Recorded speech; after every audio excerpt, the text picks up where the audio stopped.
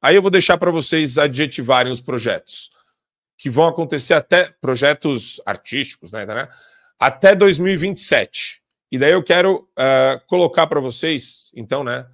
Projetos de. A Gazeta do Povo chamou Projetos de Cultura Woke. E daí você tem lá, aspas, destinados a mulheres, pessoas negras, pessoas oriundas de povos indígenas, comunidades tradicionais, inclusive de terreiros e quilombolas, populações nômades e povos ciganos, pessoas do segmento, já aumentou a sigla aqui, LGBTQIAPN+, pessoas com deficiência e integrante de outros grupos em situação de vulnerabilidade ou subrepresentação na sociedade. Daí, eu quero começar essa daí com o Adrilles, porque, Adrilles, para levantar 10 mil reais não é fácil. Para qualquer coisa. Né? O professor Eduardo também ele tem experiência nisso. O Fernando Corrado, todo mundo tem. Você também. Para levantar 10 mil reais aqui no Brasil é difícil demais. Quando você tem uma empresa do porte da Petrobras jogando grana nesse volume, nessa quantidade, para esses projetos, Adrilles Jorge, e aí, cara? Como que a gente reage? Diga. Em 1997, a Petrobras praticamente matou um jornalista, que é um dos maiores polemistas do país, chamado Paulo França, porque o Paulo França, em 1997, já dizia que todos os dirigentes da Petrobras eram corruptos. Foi processado em 100 milhões de dólares, entrou numa crise de ansiedade terrível, porque não tinha, por óbvio, 100 milhões de dólares para pagar, e morreu de infarto poucas semanas depois da abertura desse processo. Pois bem, a história da Petrobras, a gente vê que o Paulo França não foi só profético, como realista. A Petrobras era um cabide de corrupção do governo lulopetista no Petrolão. Era um cabide de lavagem de dinheiro que abastecia bolsos de deputados e senadores que voltava com o governo, além de ser um cabide de empregos, ou seja, de uma empresa ineficiente e corrupta. Agora, a corrupção da Petrobras não é apenas financeira, ela é moral. Ela atende aos interesses sociopatas, ideopatas de um governo que explora a cultura woke. O que é cultura woke? É jogar basicamente uns contra os outros. É a reconstrução de um marxismo financeiro que não deu certo, porque o proletário, aquele que diziam lutar contra a burguesia, ele está cada vez com mais dinheiro. Só nos últimos 50 anos, o capitalismo tirou 2 bilhões de pessoas da miséria. Então, o proletário vê esse marxismo de ficar lutando contra o patrão, é uma imbecilidade. A gente tem uma situação material muito mais confortável que em qualquer outra época da história humana. Então, a cultura woke, agora patrocinada pela corrupção moral, pelo clientelismo, pelo fisiologismo, pela adulação do poder da Petrobras, é o quê? O novo marxismo cultural. É jogar preto contra branco, homem contra mulher, gay contra heterossexual, ou seja, fazer uma divisão, e isso é o princípio do marxismo cultural, identitário, uma divisão entre todas as pessoas para dividir e reinar.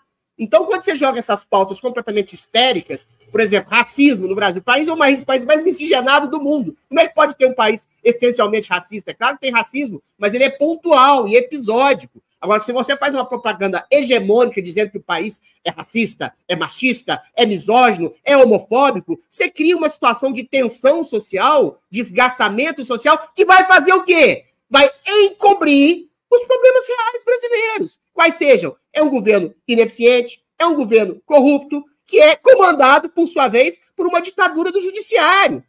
Então, essas pautas, ainda que a pessoa não seja de esquerda, por exemplo, o Alexandre de Moraes não é de esquerda, o Gilmar Mendes não é de esquerda, mas eles se escoram nessas pautas de esgarçamento e divisão social para poder dividir a população e reinar. Você cria problemas. O que o Alexandre de Moraes fala? Porque tem nas redes sociais que é extrema-direita sou eu, o Conrado, é você, Marco Antônio, é você, Eduardo, que elas promovem o uso da liberdade de expressão para cometer crimes de homofobia, de racismo, de pedofilia. É isso. São crimes que não existem colocados por criminosos reais para cometerem os devidos crimes. Essa é a elite econômica, essa é a elite do poder, e a Petrobras é a cereja do bolo. A maior estatal do Brasil é a maior disseminadora de quê? Fake news. Pago com seu dinheiro contribuinte para piorar a sua vida e para fazer você não ver os problemas reais do brasileiro. Eu quero aproveitar só, jogar um superchat aqui do nosso amigo Cláudio Possoni, que ele fez aqui, e a gente sempre colocou, né, que a partir de 50 a gente lê durante o programa, a partir de 15 no final. Ele falou o seguinte, ó, brasileiro foi às ruas, tiramos a Dilma, elegemos Bolsonaro, o povo votou no Lula, povo preso, deputados e senadores com o fiofó na mão. Se eu fosse vocês, ia estar bem longe daqui. Isso aqui não tem jeito, isso não tem jeito não, é ladeira abaixo, isso é só um desabafo. Eu acho, assim, eu tenho batido muito nessa tecla, Fernando, Eduardo e Adriles, só para poder responder o Cláudio Possoni, eu acho que quanto maior o desafio, mais importante, mais crucial é a missão para aqueles que se propõem não resolver o problema, mas lutar pelo menos para resolvê-lo, né? Porque a gente não tem a capacidade de dizer se a gente vai conseguir resolver isso ou não, mas a luta, acho que eu não quero fugir da luta, né? Eu acho que a gente tem esse dever. Eu também não sou suicida e eu não tenho tesão para ser preso, nem para ser desmonetizado. Ninguém tem tesão nisso, né? Ninguém gosta disso. Mas eu acho que é o chamado, é a missão que a gente tem hoje. Se não, eu digo para vocês claramente, a gente não... Se eu concordasse com o Cláudio, não teria o show da manhã. Para quê? Para quê?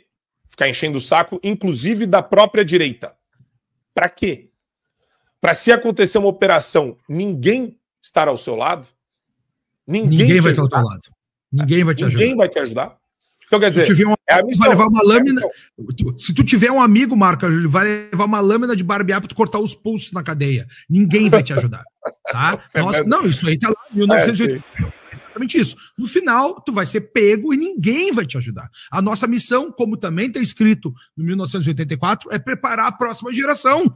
É o que a gente está fazendo agora, vamos preparar a próxima geração. Aqui tem pessoas perseguidas, tem pessoas que já tiveram que dar depoimento na Polícia Federal pelas suas ideias, porque compartilhou um vídeo, por alguma outra coisa, e esse é o mundo que a gente vive da ditadura. Óbvio, para não ser preso, o pessoal recua, a gente começa a falar as coisas de maneira claríssima, mas não verborrágica. Por exemplo, essa questão que tu levantaste anteriormente, o Adriles explicou tudo.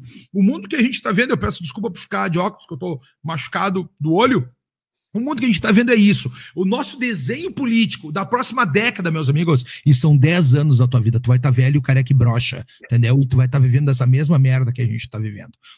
Dos 10 anos da tua vida, vai ser o seguinte, ó, vai ser a gente da direita discutindo essas pautas woke, enquanto os caras estão patrolando a corrupção, tirando todo o dinheiro da Petrobras, nós preocupados se as pessoas estão com o cabelo roxo ou não, se tem um banheiro unissex ou não, se vai fazer castração química ou não. Nós vamos perder nosso tempo, nossa energia, porque a tua vida é teu tempo, é tua energia, isso é tua vida. Tá? A morte não é um dia lá adiante, a morte é cada dia que tu não viveu. Quando tu morrer, acabou esse negócio e bal, brother. O negócio é tu não ter vivido esses 10 anos com a tua filha sendo escanteada no colégio, né? Com teus filhos tendo que aceitar todas essas pautas, ficar te questionando em casa. Não, pai, mas tu tá errado, certo? Tá o meu professor lá, eu vi na propaganda que a Petrobras financiou. Vocês entendem o mundo que a gente tá vivendo? Essa é a grande tristeza, porque a gente tem que ter essa luta também, que são os nossos valores. Só que o problema do conservadorismo, e é por isso que o progressismo vai vencer sempre, que eles te empurram uma pauta desse tamanho, tu consegue tirar isso aqui da pauta e acha que foi vencedor, mas eles ficaram com esse pouquinho aqui. E assim que eles vão dominando todos os espaços. A nossa tendência é não ter... Bom, a gente já vive no mundo pós-marital, a gente já vive no mundo pós-democrático. Meus amigos, a gente está em 2024 e nós estamos discutindo ditadura no Brasil, vivendo a ditadura no Brasil. E ninguém questiona. Teus deputados não questionam. Ah, porque agora tem o Marcel Van Hatten tá perseguido. Querido, o Daniel Silveira foi fritado. Foi frito pelo próprio Congresso Nacional. Deixaram prender um deputado. Colocaram, não, deixa prender lá. Então, a gente não pode ser trouxa desse negócio. A gente tem que enxergar a realidade. E a realidade é dura. A verdade nem sempre é algo divertido. A realidade nem sempre é algo divertido. A gente está vendo isso aqui, então não é uma... como o Adriles dizia e como o professor dizia também, nós não estamos falando, isso aqui é uma narrativa. Não, está acontecendo, o pessoal está por aí de falar, a gente tem presos políticos no Brasil, ninguém foi lá dizendo, ninguém chegou da direita e falou assim, não, é o seguinte, ó, liberem esses 2.000 presos aí e me coloca preso no lugar deles. Vocês querem minha cabeça? Eu vou entregar minha cabeça para vocês, mas libera esses caras que estavam lá para me apoiar. Ninguém fez isso, tu entendeu? Então a realidade é essa, não tem um lado ou outro. A gente está perdendo nosso tempo, né, fazendo essa luta moral, como o Adriles falou muito bem, acho que não tem como falar mais do que o Adriles falou. Então, a gente está perdendo nosso tempo. Essas pautas estão sendo colocadas para a gente gastar nossa energia, em vez de estar olhando para essas ribanceiras que o Brasil está descendo desse lado.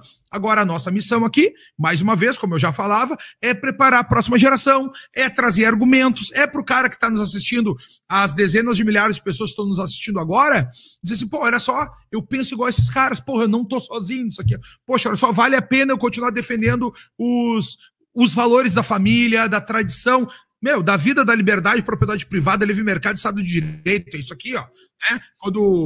Então é isso que é importante a gente trazer aqui, os valores, saber que tu não tá sozinho, saber que esse mundo é um inferno, mas nesse inferno a gente tem que descobrir o que não é inferno, e quando a gente achar o que não é inferno, que é essa luta por acreditar que o mundo pode ser melhor e que os valores devem ser protegidos, a gente tem que proteger. Essa é a nossa missão aqui diária, né? Eu retomo aqui, e desculpa quando eu me exaspero nos comentários aqui, tá, Marco?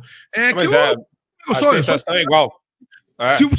Se vocês quiserem que esse comentário me chama que eu venho, mas é assim, entendeu? Eu falo as coisas meio que... Mas é assim que a gente gosta, assim que a gente gosta. Então, porque assim, ó, nossa missão, para finalizar aqui, é mostrar a realidade, dizer isso que o Adriles falou. Olha só, pessoal, eles estão passando isso aqui, nós estamos perdendo nosso tempo aqui, e a corrupção está do outro lado. Petrobras, as estatais nunca roubaram. Assim, pessoal, o que vocês acham que é prejuízo de estatal? É roubo? É corrupção? É uma coisa só. Com o Bolsonaro não teve, ai que legal. Agora todo mundo roubando, dinheiro entrando frouxo pro outro lado. Tu falou, a gente não consegue levantar 10 mil reais, os caras estão com 250 milhões. E esse é o mundo que a gente vive. É contra esses caras que a gente tem que lutar. E aí esses caras estão indo pra cima de nós, com taco de beisebol, soco inglês, motosserra, e o pessoal da direita quer lutar. Não, vou lutar boxe olímpico, aqui, nas regras do boxe olímpico. É isso aí, esse é o mundo. E a gente tá aqui lutando boxe olímpico contra esses caras. Então, eu queria jogar essa também pro professor Eduardo, porque ele trabalha e já trabalhou com vários projetos culturais fantásticos. Eu tive a oportunidade, inclusive, de conhecer alguns deles. São 140 projetos que serão financiados pela Petrobras, professor, com esses recursos aí no montante de mais de 250 milhões de reais. Filmes, festivais, manifestações populares, shows, games, podcasts, exposições, discos e peças de teatro, escolhidos entre 8 mil inscritos. Daí eles falam, inclusive, de um levantamento realizado pelo jornal o Globo, que 94% dos produtos culturais agraciados são, de alguma forma, woke. De alguma forma.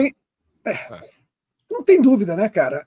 Você vê, a gente está falando aí, né, de aproximadamente quase 2 milhões de reais por projeto. Isso aí, gente, olha só. Qual é o problema da sociedade brasileira? O problema da sociedade brasileira não é educacional. O problema da sociedade brasileira é cultural. Por isso que eu sempre digo que a cultura tem que vir antes da educação, a cultura tem que vir antes da política. Não é porque eu trabalho com cultura, é ao contrário. Eu trabalho também com ensino, né? Eu sou professor. Eu trabalho com cultura porque eu sei disso. Se a gente não mexer na cultura, a gente não anda. Então, a gente está trazendo aqui a nossa programação cultural, né? E todos vocês interferem nisso de uma forma ou de outra, às vezes diretamente, às vezes indiretamente, né? Mas nós trabalhamos aqui com cultura. E o nosso esforço é minúsculo, né? Por quê? Porque aí uma coisa importante aqui, tá? Nem os políticos de direita têm noção disso, ou os que têm noção não têm a capacidade técnica de fazer acontecer. Por quê? Porque a gente, como a gente joga... a gente luta boxe olímpico, como disse o Conrado, né? Cara, se você quer fazer alguma coisa, vamos dizer que você queira dar uma emenda para um projeto, tá? E você bota essa emenda no trâmite. Algum agente regressista, no meio desse processo, vai botar um obstáculo. Se você não atropelar aquele troço, nada anda. Eu sei disso por experiência própria, já aconteceu comigo. Enquanto que a esquerda mete 250 milhões e que se dane. E se alguém abrir a boca, o nego cala a boca desse cara. Então a direita, ela não aprendeu a lutar nem nesse aspecto mais simplório. Enquanto a direita não se dedicar ao fomento de atividades culturais, na esperança de que daqui a 10 anos, 20 anos, nada disso é de curto prazo, tá? Não tem a menor chance do Brasil sair desse atoleiro. A menor chance, tá? A menor chance. E eu fiz um espetáculo teatral justamente de fortalecimento dos valores morais e culturais do Ocidente para crianças, justamente porque isso é o que é necessário e ninguém fez, né? Então eu fiz, né? Cansado de ver que ninguém fez, eu acabei fazendo. Mas o que acontece? Um projeto como esse, e garanto que existem outros, né, de valor aí pelo Brasil, eles deveriam ser abraçados pelos políticos brasileiros. Os deputados federais têm uma grana violenta para emenda. Eu vou dizer para vocês, a única pessoa que se mobilizou para tentar injetar verba, né, tentar multiplicar, por exemplo, o espetáculo A Grande Jornada do Homem que eu produzo, foi a vereadora Sonaira Fernandes, de São Paulo. Aí tentou mesmo. Pô, Eduardo, você fez, hein, cara? Eu vou tentar te ajudar agora aqui. Não conseguiu. Sabe por quê? Porque no meio do processo entra um burocratazinho regressista ali e diz aqui, precisa dessa condição aqui, porque senão a gente não passa adiante. Pergunta se esses 250 milhões de reais vão parar por conta de uma condiçãozinha. Então a nossa voz é desse tamaninho e a voz do lado de lá é gigantesca. E a gente não tem noção disso. Isso interfere diretamente, isso dita o bom senso do povo brasileiro. E o que o bom senso do povo, melhor, o senso comum, porque não dá para chamar de bom. O senso comum do povo brasileiro hoje, ele é quase integralmente marxista.